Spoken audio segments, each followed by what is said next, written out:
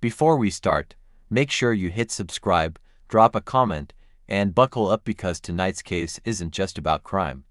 It's about the decisions that turn ordinary people into numbers inside the largest mega prisons in the Western world.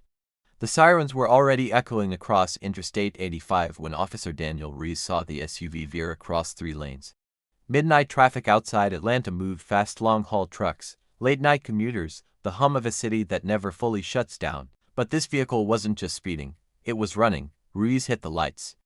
The SUV swerved again, clipped a divider, sparks flying beneath it. A child's car seat tumbled across the back window as the vehicle fishtailed and finally slammed into a guardrail. By the time officers reached the driver's side, smoke was rising from the hood. Behind the wheel sat 32-year-old Marcus Hale. His hands were shaking. His eyes were wide. There was blood on his shirt, but it wasn't his. In the back seat, officers found a duffel bag stuffed with vacuum-sealed packages. White powder spilled from a torn corner onto the leather upholstery, cocaine, several kilos. But that wasn't what made Rees's stomach drop. It was the phone on the passenger seat. Still lit, still recording, a video message. Marcus wasn't just transporting narcotics, he was delivering something else. And somewhere across state lines, someone was waiting for him. 2 days later, the investigation expanded. Federal agents entered the case. They deflagged the shipment as part of a multi-state trafficking network that had been quietly operating for over 3 years. Mega prisons across the United States were already filled with men like Marcus, nonviolent offenders at first glance, but caught in drug conspiracies that carried mandatory minimum sentences stretching decades. But Marcus wasn't just another courier. When agents reviewed the phone recording, they realized it wasn't a message to a beer. It was a confession. Marcus stared into the camera, voice trembling. "If this goes wrong, they'll know I talked. I didn't want in, I swear. It started with one favor. One favor." That's how most federal indictments begin. Assistant U.S. Attorney Rebecca Sloan had prosecuted dozens of large-scale drug cases. She knew the pattern: a struggling father, an old friend with connections, a quick payout to fix overdue bills. But something about Marcus didn't fit. He had no prior convictions, no gang affiliations. He worked construction, paid taxes, lived in a modest townhouse in Marietta. So how did he end up facing life in a federal mega prison? Rebecca sat across from him in the interrogation room. "You're looking at conspiracy to distribute narcotics across state lines," she said evenly. "That carries serious time." Marcus swallowed. "They said it was just transport. No violence. But someone died last night," Rebecca replied quietly. Marcus froze. Officer Rees hadn't told him yet. The crash had triggered a chain reaction on the interstate. A motorcyclist swerved to avoid debris and collided with a concrete barrier. He died on impact. Vehicular manslaughter, drug trafficking, federal conspiracy. The kind of charges that don't just send you to prison. They send you to mega prison facilities built to house thousands of high-risk offenders under tight surveillance. Marcus lowered his head. "They told me nobody gets hurt. But this story isn't just about Marcus.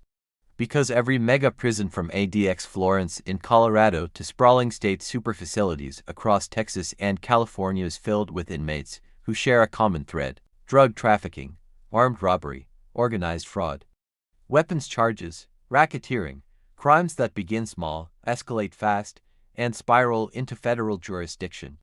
And as investigators dug into Marcus's case, they uncovered something bigger. The phone he used wasn't his. It was registered to a shell company tied to an import-export business in Miami. The same business had been linked to prior arrests in Chicago, both suspects now serving 25-year sentences in a federal complex. Rebecca Sloan stared at the evidence board in her office. This wasn't random. This was organized. And Marcus was either a pawn or something more.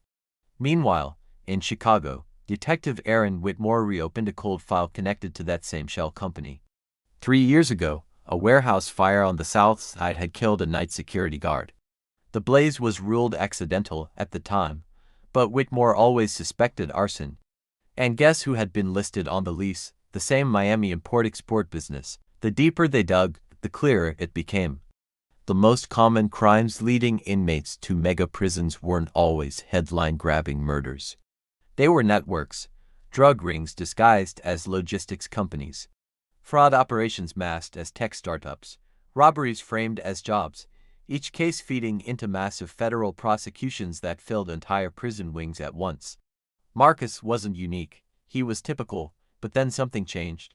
3 weeks into custody, Marcus requested a second interview. This time, he didn't look scared. He looked resolved. "They're not going to let me live long enough to testify," he said. Rebecca studied him. "Who?" Marcus leaned forward. "The same people who put me in that car." He slid a folded piece of paper across the metal table. A list of names, some were low-level distributors.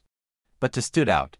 One was a city councilman, the other a federal corrections contractor. Rebecca's pulse quickened.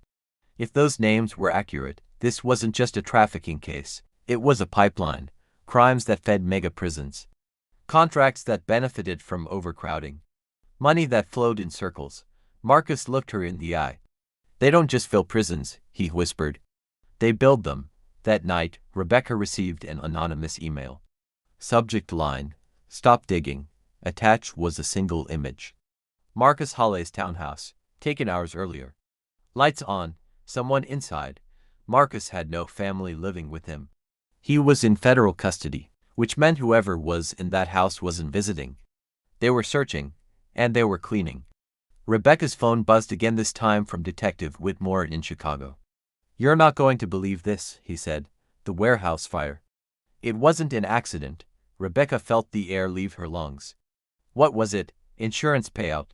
$12 million. Approved by a board member who now sits on the oversight committee for a new mega prison expansion project. Silence. Marcus's charges suddenly felt like the tip of something massive. A system where common crimes, drug trafficking, fraud, arson weren't just happening randomly. They were feeding something bigger. Rebecca stared at the list of names again. If even half of it was true, exposing it would threaten powerful people. And powerful people don't wait quietly. Her office lights flickered once. Her phone rang. A known number. She answered. A calm male voice spoke. "Drop the conspiracy angle," it said. "Convict the courier. Close the file." Rebecca's heart pounded. "And if I don't?" A pause. "You won't be the one sent to mega prison." The line went dead. Rebecca slowly turned back to the evidence board. Because if this network was real, then the most common crimes leading inmates to mega prisons weren't just individual bad decisions. They were the surface, and beneath that surface was something far more dangerous. But when federal agents executed a search warrant at Marcus's townhouse the next morning, what they found hidden behind the drywall changed the entire investigation. Behind the drywall in Marcus Hawley's townhouse was not cash, not drugs, not weapons. It was paper. Stacks of neatly sealed envelopes, each labeled with dates, initials, and what looked like inmate ID numbers. Alongside them sat a slim external hard drive wrapped in plastic. The federal agents who found it didn't realize what they were holding at first. It looked like bookkeeping, maybe personal records, maybe paranoia. But when Assistant U.S. Attorney Rebecca Sloan opened the first envelope, her breath caught. Inside was a printed spreadsheet titled, "Projected Intake, Q3 Expansion." Below it were columns labeled, "Charge Category, Sentence Length, Facility Assignment, Revenue Allocation." Revenue. Each name corresponded to a criminal charge: drug conspiracy, weapons trafficking, arson, for profit, wire fraud. Next to each projected sentence length was a dollar figure. Rebecca felt the room tilt. This wasn't just a drug network. This was forecasting. Someone had calculated prison sentences as if they were inventory. The hard drive revealed more. Contracts between a private corrections contractor and state officials. Emails referencing capacity optimization. Conversations about maintaining intake flow to justify expansion funding. And one name kept appearing in digital signatures: Councilman Richard Halpern. A public advocate for tough-on-crime infrastructure, a vocal supporter of building one of the largest mega-prison facilities in the Southeast. Rebecca sat in the dim light of the evidence room, scrolling through file after file. Marcus hadn't been exaggerating. The common crimes filling mega-prisons: drug distribution, organized fraud, racketeering weren't random spikes. They were predictable, and someone had learned how to profit from predictability. Meanwhile, inside federal holding, Marcus Hale was placed in protective custody after his cooperation request was filed. But word travels fast in detention facilities. Within 48 hours, another inmate attempted to attack him in the recreation yard. Guards intervened before it escalated, but the message was clear: silence yourself, or someone else will. Detective Aaron Whitmore flew in from Chicago to coordinate with Rebecca. "This feels bigger than corruption," Whitmore said as they reviewed the evidence together. "It feels structured." Rebecca nodded. "The common denominator isn't the crime, it's the contract." Whitmore leaned back. "You're saying arrests are feeding construction projects. I'm saying someone knew these networks would generate mass indictments, long sentences, federal transfers. And they positioned themselves to profit from housing those inmates." Whitmore exhaled slowly. "That's not just corruption," he said. "That's industrialized incarceration." The deeper they dug, the more disturbing the pattern became. 5 years ago, Councilman Halpern had chaired a committee predicting a surge in narcotics-related prosecutions. 2 years later, he invested quietly through a holding company in a corrections infrastructure firm. 1 year after that, federal drug task forces announced sweeping crackdowns across 3 states, resulting in over 600 arrests tied to the same trafficking web Marcus had been caught in. The mega prison expansion was approved shortly after. On paper, it was coincidence. In practice, it looked like orchestration. Rebecca requested a grand jury review. But before the paperwork could even be filed, she received another call. This time, it wasn't anonymous. It was her supervisor. "You need to tread carefully," he said.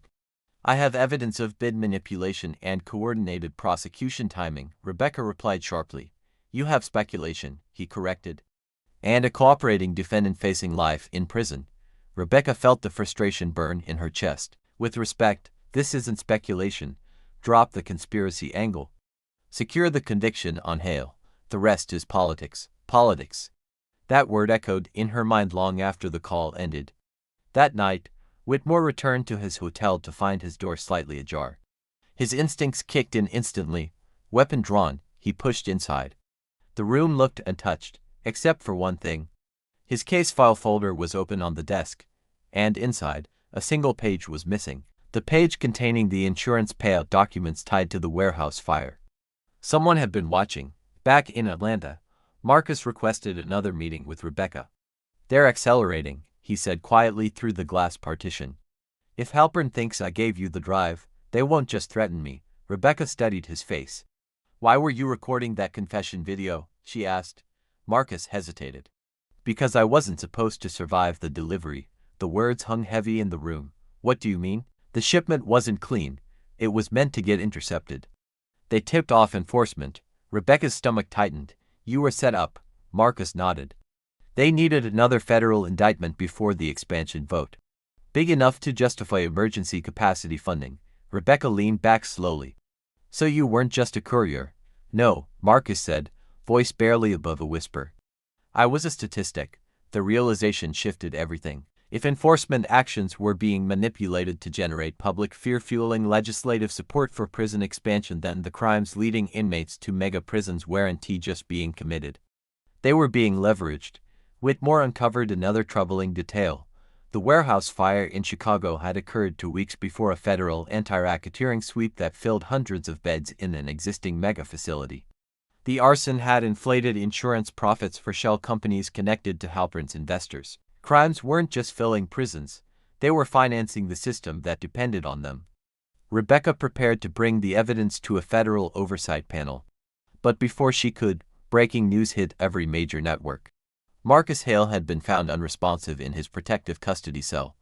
Initial reports called it a medical emergency. Rebecca felt her heart drop as she rushed to the detention center. Doctors confirmed he was alive, but barely. Toxicology results suggested exposure to a powerful sedative. In protective custody, under watch, someone had gotten to him. Whitmore slammed his fist against the interrogation table when he heard. "They're cleaning house," he said. "Anyone connected to this is a liability." Rebecca stared at the hospital monitor, where Marcus lay unconscious. If he died, the conspiracy died with him. And the mega prison expansion vote was scheduled for the following week. Time wasn't just running out, it was being controlled. Late that evening, Rebecca returned to her office to gather documents. Her computer screen flickered. A new email appeared. No sender, no subject. Just a single attachment. A blueprint, not of a prison, of the new mega facility slated for construction. and highlighted in red was a section labeled Special Intake Wing, High Volume Federal Transfers. At the bottom of the blueprint was a digital signature. Not Halpern's, not the contractors, it belonged to someone inside the Department of Justice. Rebecca's pulse roared in her ears. This wasn't just a local scheme, it was federal. And if the blueprint was real, the expansion wasn't about managing crime. It was about guaranteeing it. Her phone buzzed again. Whitmore's voice was tight. You need to see this. What now? Halpern just announced he's fast-tracking the vote. Tomorrow morning. Rebecca's eyes locked onto the blueprint.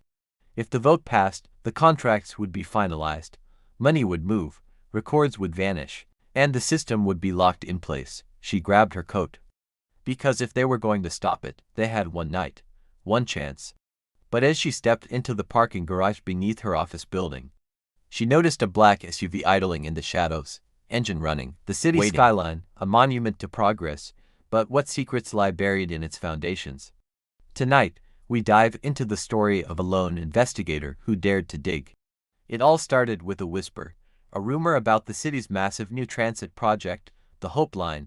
It was sold to the public as a beacon of the future, a project spearheaded by the charismatic and seemingly untouchable Councilman Thorne. But one investigator, a man named Elias Vance, saw cracks in the glossy facade. Vance wasn't a cop or a fed, just a former journalist with a nose for lies and a stubborn streak a mile wide. He started with the money trail. The project's budget was astronomical, and the numbers just didn't add up. He spent countless nights poring over public records, contracts, and shell company filings. It was a labyrinth of legal jargon and financial decoys designed to confuse and deter, but Vance was persistent. He found a pattern. Obscure companies with no history were winning massive subcontracts, all linked by a single, shadowy law firm. His investigation led him to a disgruntled whistleblower, a former accountant for one of the shell companies. They met in secret, the air thick with paranoia. The accountant provided the missing piece of the puzzle, internal ledgers showing millions being funneled directly into offshore accounts. And the final destination, an account linked to none other than Councilman Thorne. The Hope Line wasn't about progress, it was a personal piggy bank for the powerful. The evidence was damning: doctored safety reports, inflated invoices, and ghost employees. The project was not only corrupt but dangerously flawed. With a thick file of evidence, Vance knew he had to act. He didn't go to the press just yet, that would give them time to cover their tracks. Instead, he arranged a face-to-face meeting with Thorne himself, under the guise of an interview about the project's success. The meeting took place in Thorne's opulent office, high above the city. He was bleeding dry. Vance started with soft questions, letting Thorne boast about his vision. Then, he laid a single document on the polished desk, a bank statement from the offshore account. The councilman's confident smile vanished. He tried to bluff, to threaten, but Vance calmly presented one piece of evidence after another. The ledgers, the doctored reports, the signed contracts. Cornered and exposed, Thorne's composure shattered. He tried to offer Vance a deal, a way to make it all disappear. But for Vance, it was never about the money. It was about the truth. He walked out of that office and went straight to the federal authorities. The next day, the story broke. News vans swarmed City Hall. Headlines screamed of corruption and betrayal. Councilman Thorne was arrested, and a full-scale federal investigation was launched. The Hope Line project was immediately frozen, its future uncertain. For the city, it was a moment of shock and reckoning. For Elias Vance, it was a victory, but a quiet one. Standing on a hill overlooking the city, watching the cranes stand still, he knew this was just one battle. The web of corruption was vast, and Thorne was just one thread. The fight wasn't over, it had just begun. This story reminds us that one person's determination can truly challenge the powerful. It's a long road, but fighting for what's right is always worth it. Thanks for watching.